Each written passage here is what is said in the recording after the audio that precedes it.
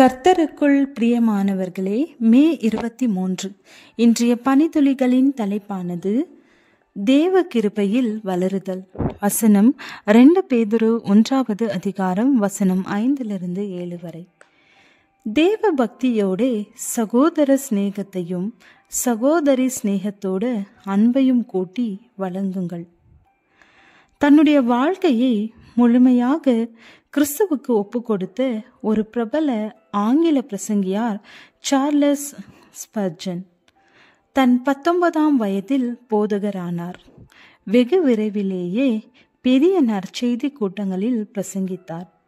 தன்னுடைய எல்லா பிரசங்கங்களையும் தானே தொகுத்து அவைகளை 63 பதிப்புகளாய் வெளியிட்டார். அத்துடன் பல்வேறு விளவு கவுரைகள், ஜெபத்தை குறித்த புத்தகங்கள் மற்றும் பல படைப்புகளையும் கொடுத்துள்ளார். வாரத்திற்கு 6 புத்தகங்களை படிப்பதை வழக்கமாக கொண்டிருந்தார். அவருடைய ஒரு குறிப்பிட்ட பிரசங்கத்தில் ஒன்றும் செய்யாமல் இருப்பதே பாவத்திலும் பெரிய பாவம். அது பலரையும் பாதிக்கிறது. கொடூரமான செயலற்ற தன்மை அது. தேவனே எங்களை பாதுகாப்பீராக என்று எச்சரிக்கிறார். சார்லஸ் ஸ்பர்ஜன் புத்தி கூர்மையோடு வாழ்ந்திருக்கிறார். அப்படி என்றால் அதிக ஜாக்கிரதையுள்ளவர்களாய் கிருபையில் வளர்ந்து தேவனுக்காய் வாழ்ந்திருக்கிறார் என்று அர்த்தம். நாம் கிறிஸ்துவை பின்பற்றுகிறவர்களாய் இருந்தால் இப்படி இருக்க, நீங்கள் அதிக ஜாக்கிரதையுள்ளவர்களாய் உங்கள் விசுவாசத்தோடு இச்சையடக்கத்தையும் தைரியத்தையும் தைரியத்தோடு ஞானத்தையும் ஞானத்தோடு இச்சையடக்கத்தோடு பொறுமையையும் பொறுமையோடு தேவ பக்தியோடு சகோதர சிநேகத்தையும் சகோதரி சிநேகத்தோடு அன்பையும் கூட்டி வழங்குங்கள். நம்மில் அன்பை ஏற்படுத்தி கிறிஸ்துவை போல் வளரும் வாஞ்சையையும் அதற்கான வாய்ப்பையும் தேவன் ஏற்படுத்தி தருகிறார்.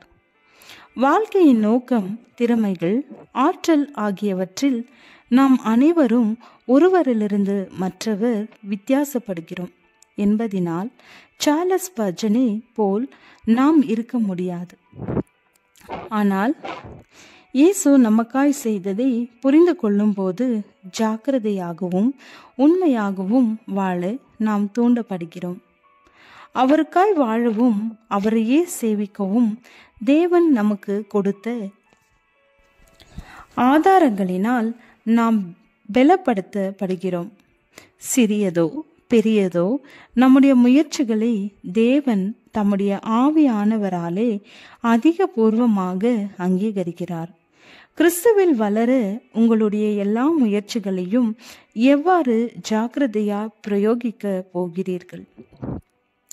அவர் கிருபையில் வளருவோம், தேவனை மகிமைப்படுத்துவோம், ஊழியங்களை திறம்பட செய்வோம், வருகையில் கர்த்தரை சந்திப்போம், தேவனுடைய கிருபையில் வளர்ந்து வாழ்வோம். இதோ தேவ கிருபையால் மீட்பு உண்டாயிற்று, தேவனன் தந்த பரிசு. ஜெபம். கிருபையின் தேவனே, உம்மில் வளர எங்களுக்கு அருள் செய்யும். ஆமேன்.